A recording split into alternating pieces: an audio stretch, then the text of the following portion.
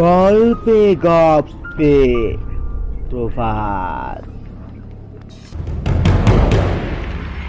এখানে গল্প শোনানো হয়।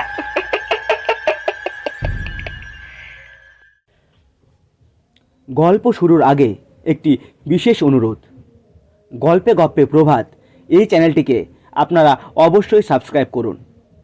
আপনাদের ভালোবাসা ও সহযোগিতা একান্তভাবে কাম্য। ধন্যবাদ।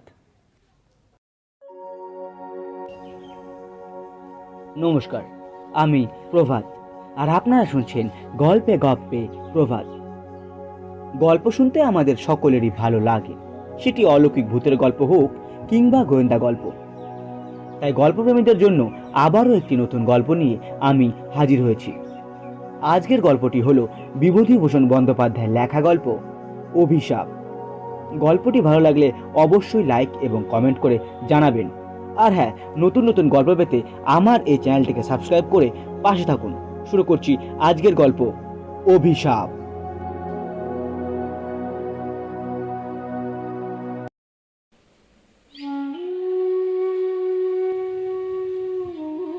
এই তাহলে সেই প্রতাপ নারায়ণ চৌধুরীর বাড়ি।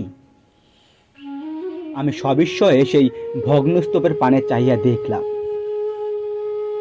কিন্তু সহজে বিশ্বাস করে উঠতে পারলাম না। দিনান্তের অস্পষ্ট আলোক যাই যাই করিয়াও আকাশের পশ্চিম প্রান্তে তখনও অপেক্ষা করছিল। পরিশ্রান্ত বিহকুলের অবিশ্রাম কুজধ্বনি রহিয়া রহিয়া তখনও আকাশ বাতাস মথিত করিয়া দিচ্ছিল। গঙ্গার অপূর্ব তরঙ্গভঙ্গ চিত্তলোকে এক অজ্ঞাত চেতনার সঞ্চার করিতেছিল। সেই প্রদোষের স্লান দূর্তি বিকাশের অন্তরালে আমি প্রাতঃস্মরণীয় সুবিখ্যাত প্রতাপ নারায়ণ চৌধুরীর প্রসাদের সামনে দাঁড়িয়ে আছি। গঙ্গার ঠিক তীরভূমিতে অগণিত লতাপল্লবে মণ্ডিত হতশ্রী প্রতাপ নারায়ণ চৌধুরীর প্রসাদ নিঃশব্দে দাঁড়াইয়া আছে। নদীস্রোতের অবিরাম আঘাতে সে প্রসাদের অনেকখানি ভাঙ্গিয়া চুরিয়া কোনো অনির্দোষের পথে বইয়া গিয়াছে হয়তো। অতীতের সাক্ষ্যস্বরূপ যাহা এখনও বর্তমান আছে, তাহা সেই হত গৌরবের কঙ্কাল বিশেষ। এখন যেন সেখানে সেই দুর্দান্ত প্রতাপ নারায়ণ চৌধুরীর প্রেতাত্মা বিরাজ করছে। প্রকৃতি তাহাকে আজ নিজের হাতে সাজাইয়াছে, অনাড়ম্বর সৌন্দর্য তাকে শ্যামল করিয়া রাখিয়াছে। গঙ্গার বক্ষে একটা নৌকা পাল তুলিয়া পাশ দিয়া বহিয়া চলিল। একটি মাঝি গান করিতেছিল, তাহার সেই ক্লান্ত কণ্ঠস্বর সন্ধ্যা প্রকৃতির নিস্তব্ধতার বক্ষ চিরিয়া চিরিয়া কোনো দূরান্তের এক অপূর্ব সারা বহিয়া আনিতেছিল।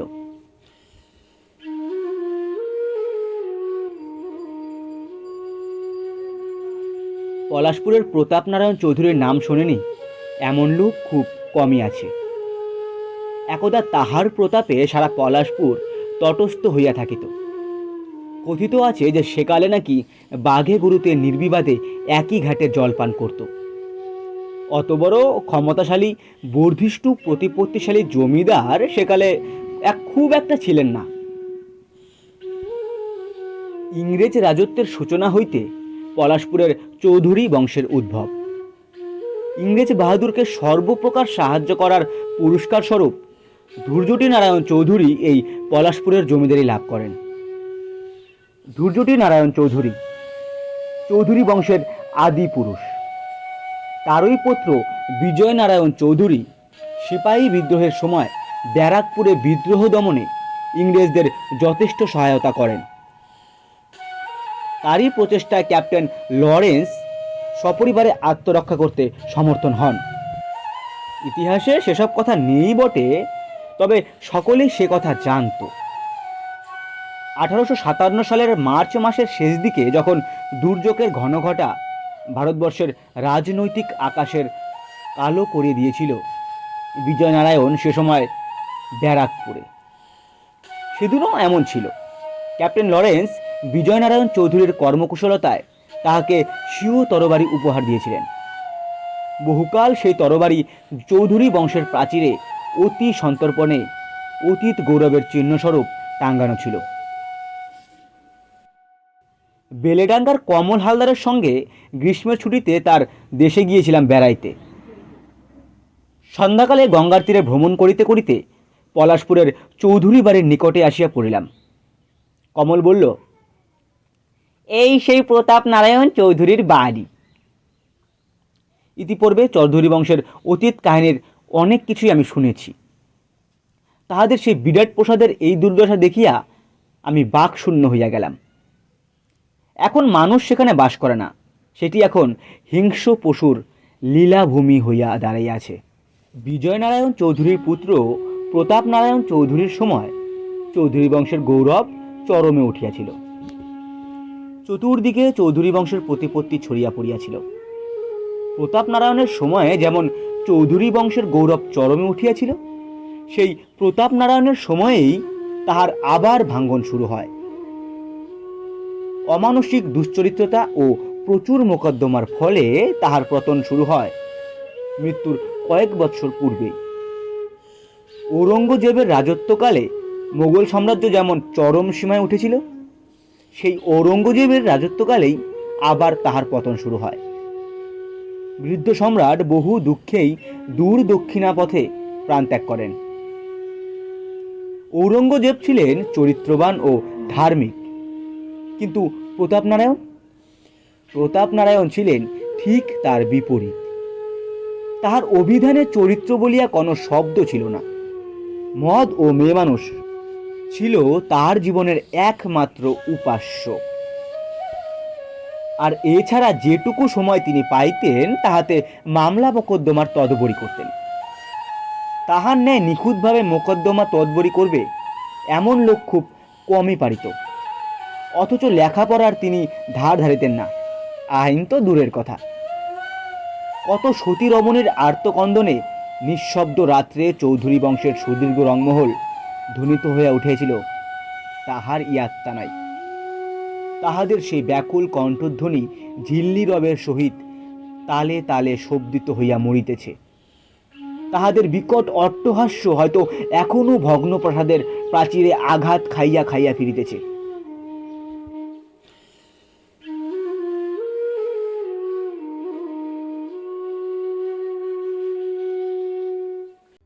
তিনি বিবাহ করিয়াছিলেন ক্ষীরোদা সুন্দরীকে, আর ভালোবাসিয়াছিলেন পত্নীর বিধবা ভগিনী আভাময়ীকে। তাতে ক্ষীরোদা সুন্দরীর প্রতিবাদ করবার সাহস হয় নাই। আর বাল বিধবা আভাময়ী প্রতাপ নারায়ণের প্রেমের তরঙ্গে সংক্ষুব্ধ হইয়া আত্মীয় স্বজনের বিষোদ্দিষ্ট হইতে আত্মগোপন করিবার জন্য উদ্বন্ধনে প্রাণ ত্যাগ করেন। এই ঘটনার পর প্রতাপ নারায়ণ আর ক্ষীরোদা সুন্দরীর মুখ দর্শন করেন নাই। সেই অভাগী রমণী 4 মাসের শিশুপুত্র সূর্যনারায়ণ চৌধুরীকে বুকে লইয়া স্বামীর দৃষ্টপথের অন্তরালে জীবন কাটাইয়া দিতে লাগলেন। আর প্রতাপ নারায়ণের উচ্ছৃঙ্খলতা দিন দিন বাড়িয়াই যেতে লাগলো। তিনি বাহির বাড়িতেই দিন কাটাইয়া দিতে লাগলেন। আভাময়ীর প্রতি সমাজের এই অসহনীয় অত্যাচারের প্রতিকার স্বরূপ তিনি তাহার প্রজাদের শান্তির সংসারে আগুন জ্বালাইয়া দিতে লাগলেন। গৃহস্থ বধূ বা গৃহস্থ কন্যা তাহার ক্ষুধিত দৃষ্টি হইতে অতি কষ্টে আত্মরক্ষা করত। সারাদিন পথে পথে পাখি মারা বন্দুক কাঁধে লইয়া পাখি মারিতেন, এবং সেই পথে কোনো স্ত্রী লোকের বাহির হইবার সাহস ছিল না। আর তাহার সঙ্গে থাকিত কানা কালু সর্দার। কানা হইলে কি, চক্ষু মানুষকেও সে হার মানাইতে পারে। তাহার তীক্ষ্ণ বুদ্ধির বলে প্রতাপ নারায়ণের ক্ষুধা নিবৃত্ত হইত সহজেই। ইংরেজ রাজত্বের এমন ধরাবাঁধা আইন তখন ছিল না। প্রতাপ নারায়ণের মহল্লায় তাহার বিখ্যাত লাঠিয়ালদের দৌলতে কাহারও টু শব্দ করিবার সামর্থ্য ছিল না। লাঠির জোরেই রাজ্য জয় হইত, আর লাঠির জোরেই রমণীয় সতীত্ব লুণ্ঠন হইত। কিন্তু প্রতাপ নারায়ণ স্ত্রী লোকদের ঘৃণা করতেন সর্বান্তকরণে। নারী নরকের দ্বার, এই নারী তাহার জীবনে দাবানল জ্বালাইয়া দিয়াছিল।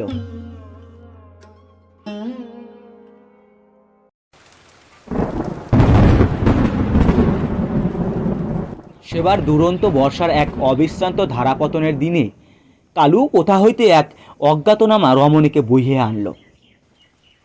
রাত্রি তখন 10টা। চারিদিকে সেই বর্ষা প্রকৃতির গুঞ্জন কোনো এক বিরহণীর আর্তকন্দনের ন্যায় ধ্বনিত হইতেছিল। কাহাকে হারানোর বেদনা যেন সারা বিশ্ব মথিত করিয়া রাখিয়াছিল। প্রতাপনারায়ণ তখন সুরমা দিয়ে তাহার নয়ন প্রান্তে রেখাপাত করিতেছিলেন। কালু আসিয়া ডাকিল, মহারাজ, মহারাজ। প্রতাপনারায়ণ হাঁকিলেন, কে এসেছে? বিশ্রাম করতে বলো। কত দূর থেকে এসেছে? আগে 7 ক্রোশ। কেমন? আগে আপনার প্রসাদ পাবার উপযুক্ত। উত্তম। প্রতাপনারায়ণ দ্রুত সাজ সমাধা করিয়া প্রমোদ গৃহে উপস্থিত হইলেন। অভাগিনী তখন সেই বিলাস গৃহের এক কোণে বস্ত্রখণ্ডে সর্বাঙ্গ আবৃত করিয়া কাঁদিয়া মরিতেছিলেন। মনুষ্য পদশব্দে সে প্রতাপনারায়ণের পানে চাহিয়াই বিকট শব্দে আটকাইয়া উঠিল। তাহার আয়ত আখি, সর্বোপরি তাহার সেই ভীতি সুন্দর দেহলতা প্রতাপনারায়ণের পানে এক উন্মাদনা জাগাইয়া দিল। প্রতাপনারায়ণ তার নিকট গিয়া প্রশ্ন করিলেন, তোমার নাম? কোনো উত্তর পাইলেন না। পুনরায় বলিলেন, এই যে বিরাট প্রসাদ, এই অতুল বৈভব সব তোমার। তুমি আজ আমার রানী। সে রমণী কহিল, না না, আমি রানী হতে চাই না, আমার ভিখারি থাকতে দিন।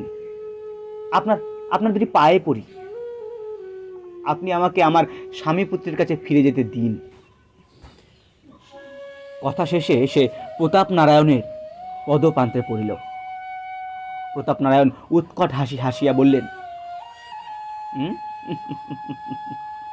অসম্ভব, এ অসম্ভব। জীবনে এমন নিখুঁত রূপ প্রতাপনারায়ণ আর দ্বিতীয়টি দেখেন নাই। তাহার সেই বিনাইয়া বিনাইয়া কান্না প্রতাপনারায়ণের নিকট বড় মধুর বলিয়াই বোধ হইল।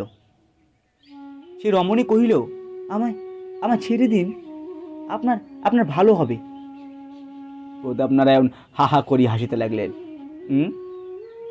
আমার ভালো আমি চাই না, আমার ভালো আমি চাই না।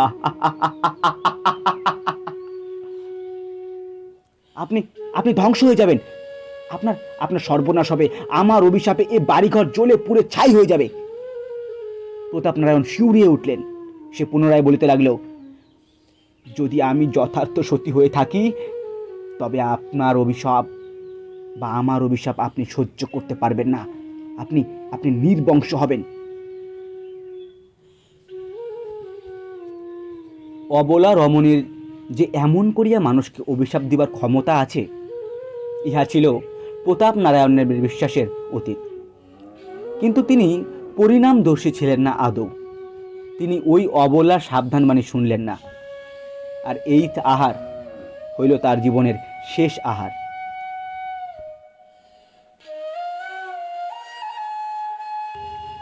পরদিন সারা প্রাসাদে একটা দুরূপনেয় বিষাদের ছায়াপাত হইল। সেই দিন হইতে সেই রমণী আর উঠিল না বা আহার গ্রহণ পর্যন্ত করিল না। 2 দিন পূর্ব হইতেই সে উপবাস করিতেছিল। তিল তিল করিয়া সে শুকাইয়া মরিতে লাগল। সকলে মুখ বিস্ময়ে অবাগীর পানে চাহিয়া রইল। প্রতাপনারায়ণ ভ্যায় ব্যাকুল চিত্তে গৃহত্যাগ করিয়া চলিয়া গেলেন। উহার বিষাক্ত দীর্ঘশ্বাস সহ্য করবার সাহস প্রতাপনারায়ণ চৌধুরীর ছিল না। 3 দিন 3 রাত্রি অসহ্য যন্ত্রণা ভোগ করিয়া অভাগিনী প্রাণ ত্যাগ করলেন। পরিশেষে রানী স্ত্রী ক্ষীরোদা সুন্দরীও তাহার দীর্ঘকালের সুচিতা ত্যাগ করিয়া এই নরকুণ্ডে আসিয়াছিলেন অভাগিনীর কাছে ক্ষমা প্রার্থনা করিতে, স্বামীর কল্যাণ কামনায়। কিন্তু তাহার সে প্রচেষ্টাও ব্যর্থ হইল। যদি আমি যথার্থ সতী হয়ে থাকি, চৌধুরী বংশ ধ্বংস হয়ে যাবে। এই বলিয়া সে তেজস্বিনী নারী শেষ নিঃশ্বাস ত্যাগ করল। এই ঘটনার 7 দিন পর প্রতাপনারায়ণ ফিরিয়া আসলেন, কিন্তু জীবিত নয়, মৃত। পথে তাহার সর্পঘাতে মৃত্যু হইয়াছে।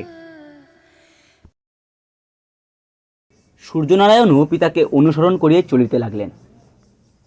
অল্প বয়সে সম্পত্তির মালিক হইয়া মোসাহেবের সহায়তায় তাহার ক্ষয়িষ্ণুপ্রায় সম্পত্তি ক্রমে ক্রমে নিঃশেষ হইয়া যাইতে লাগল।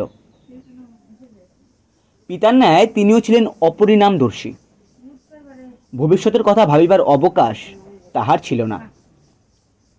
পরস্থিতে লোভ তাহার ছিল না এ সত্য, তবে তাহারও নেশা ছিল। শহর অঞ্চল হইতে সব বিখ্যাত বাইজি আনার নেশা তাহাকে পাইয়া বসিয়াছিল। তাহার জন্য তিনি মুক্ত হস্তে ধন ব্যয় করিয়া যাইতেন। লখনৌ, দিল্লি, আগ্রা, বেনারস, লাহোর, বোম্বাই, কলকাতা ইত্যাদি সকল শহরের সুপ্রসিদ্ধা বাইজিকুলের পদরেণুপাতে তিনি তাহার পিতৃ পিতামহের পবিত্র প্রসাদ ধন্য করিয়াই মাতিয়া উঠিয়াছিলেন। তিনি দিনরাত তাহাদের সুরল হরির ও রূপমাধুরীতে মগ্ন হইয়া থাকিতেন। তিনি বিবাহ করিয়াছিলেন যথাসময়ে। যদিও পিতার ন্যায় তিনি তাহার পত্নীকে ঘৃণা করতেন না, তথাপি তাহার দিন কাটিত বাহির বাড়িতে।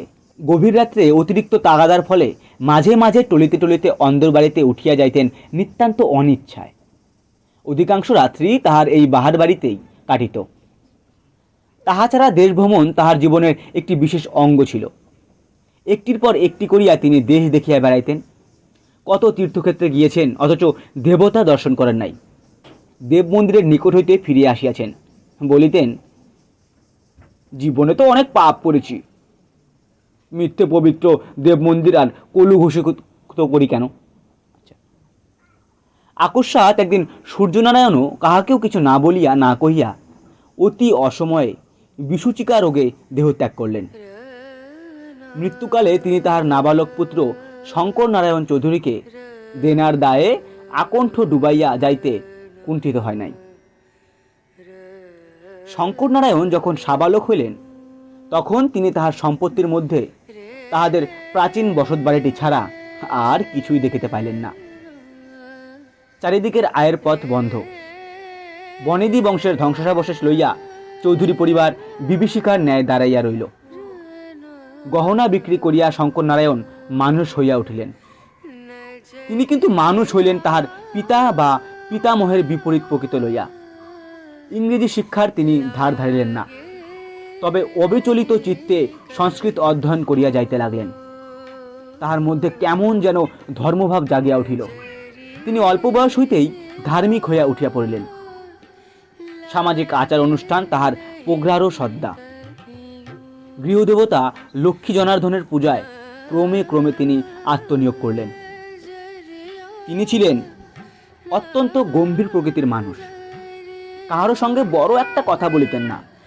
বাড়িতে খাইতেন আর ত্রিতলের ঘরে বসিয়া থাকিতেন, কোথাও বাহির হইতেন না।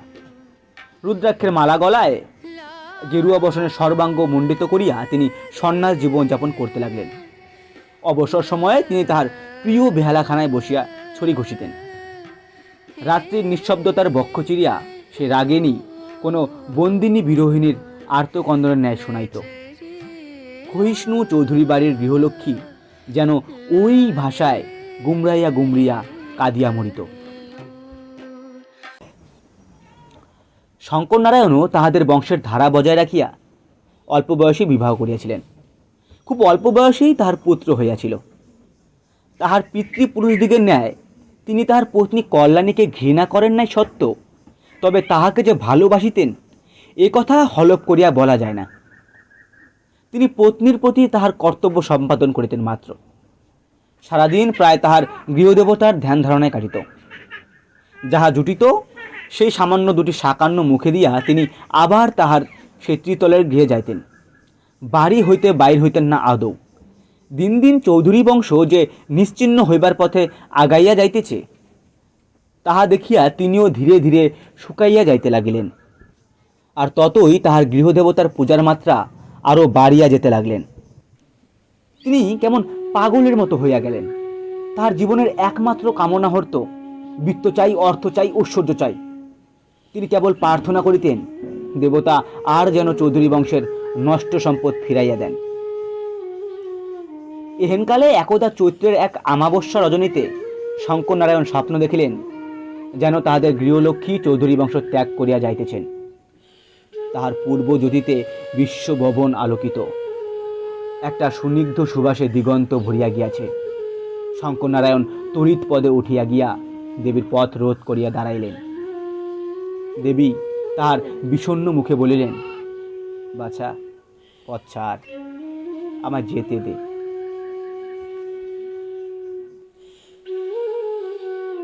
শঙ্কর নারায়ণ কাঁদিতে লাগলেন। মা, মা, আমাদের এমনি করে ছেড়ে যাচ্ছ মা।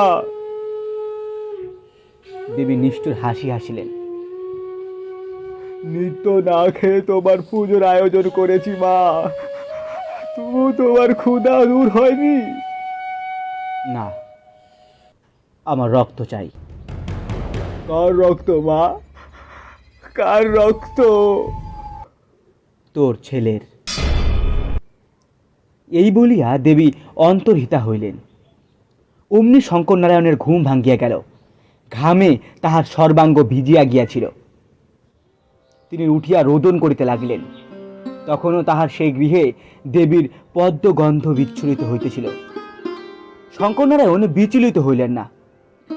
চৌধুরী বংশই তাহার পুত্রের চেয়ে অধিক মূল্যবান। তিনি বলিলেন, তাই হবে, তাই হবে মা, তুমি অবাগাকে শুধু ত্যাগ করো না। তারপর তিনি ধীর পদক্ষেপে তার শয়ন গৃহে আসিয়া উপস্থিত হইলেন। অতি সন্তর্পণে কল্যাণী তখন ঘুমাইতেছিল, আর তাহার পুত্র তার মায়ের স্তন্য পান করিতেছিল ঘুমন্ত অবস্থায়। শঙ্কর নারায়ণ অতি ধীরে ধীরে সেই খোকাকে মাতার বক্ষ হইতে ছিনিয়া আনিলেন। কল্যাণী সারাদিনের পরিশ্রমে ক্লান্ত হইয়া ঘুমাইতেছিলেন। তিনি একবার পাশ ফিরিয়া শুইলেন মাত্র। শঙ্কর নারায়ণ খোকাকে পরম স্নেহে তাহার বুকের মধ্যে করিয়া গৃহ হইতে বাহির হইয়া আসিলেন। শো শো শব্দে সারা প্রকৃতি যেন উন্মাদ তাণ্ডবে মাতিয়া উঠিয়াছিল। খোকা পিতার বাহু মধ্যে ঘুমাইতে লাগিল। তারপর খোকাকে গৃহদেবীর সম্মুখে নিজ হাতে বলি দিলেন। একবার হয়তো সে কাঁদিয়াছিল, কিন্তু বাহিরের সেই ঝড় জলের মধ্যে সে কান্না হয়তো শোনা যায়নি। রক্তধারায় সারা গৃহ ছাইয়া গেল। ভয়ে বিস্ময়ে তিনি কিন্তু দিশেহারা হইলেন না, বা বেদনায় মূর্ছায়া পড়িলেন না। হোমের জন্য যে বালি ছিল তাহা আনিয়া সারা রাত্রি তিনি সেই রক্তচিহ্ন মুছিতে মুছিতে লাগলেন। চৌধুরী বংশ বড় হইবে, জীবনের এই একমাত্র আকাঙ্ক্ষাই তো আজ তাহার পূরণ হইয়াছে। এই সান্ত্বনায় পরম তৃপ্তিতে সেই বালির উপরেই রাত্রির শেষের দিকে তিনি ঘুমাইয়া পড়লেন। দিনের আলো ফুটিতে না ফুটিতে কল্যাণী উন্মাদিনীর ন্যায় ছুটিয়া আসিয়া স্বামীকে জাগাইলেন। ওগো, ওগো, খোকা কোথায় গেল? শঙ্কর নারায়ণ স্ত্রীর পানে চাইতে পারলেন না। খোকার মৃতদেহ তখন ভগীরথীর খরস্রোতের কোনো দূরান্তের ভাসিয়া গিয়াছে। সে রক্তমাখা বালুকা রাশি তাহার ছেলের শেষ চিহ্ন। কল্যাণী আবার ডাকিলেন, ওগো, কথা কও, কিছু বলো। শঙ্কর নারায়ণ আর কোনো কথা বলিতে পারিলেন না। জীবনে আর তিনি খুব কমই কথা বলেন। যাই হোক, ব্যাপারটা আর চাপা রইল না। বুদ্ধিমতী কল্যাণী ক্রমে ক্রমে সমস্ত ব্যাপারেই অবগত হইলেন। সারাদিন তিনি উঠিলেন না, খাইলেন না। সেদিন রাত্রে তিনি কুল্পপ্লাবিনী জাহ্নবীর পুণ্যস্রোতে আত্মবিসর্জন দিয়া তাহার বড় আদরের খোকার সহিত মিলিত হইলেন। ব্যাপারটা ক্রমে রাষ্ট্র রাষ্ট্র হইয়া পড়িল। এই ঘটনার কিছুদিন পর শঙ্কর নারায়ণ চৌধুরীকেও আর পাওয়া গেল না। আজ পর্যন্ত তাহাকে পাওয়া যায় নাই। সে আজ 50 বছরের কথা। গৃহলক্ষ্মী এখনো সেই ভগ্নপ্রায় বংশহীন চৌধুরী বাড়ির অন্তরালে বন্দিনী আছে কিনা জানি না, তবে মাঝে মাঝে ওই ধ্বংসস্তূপের মধ্য হইতে একটা চাপা হাসি পরম পরিতৃপ্তির সহিত বাহির হয়ে আসে। সেদিনও এমনই ঝড় উঠিয়াছিল। সেদিনও পশ্চিমের আকাশে একটা কালো মেঘ দিগন্ত ছাইয়া রহিয়া রহিয়া কাঁদিয়া মরিতেছিল। সেদিনও হয়তো ওই শ্মশান ঘাটের নিষ্প্রভ ঝাউগাছটার মাথায় বসিয়া একটা শকুন আর্ত কণ্ঠে চিৎকার করিয়া মরিতেছিল।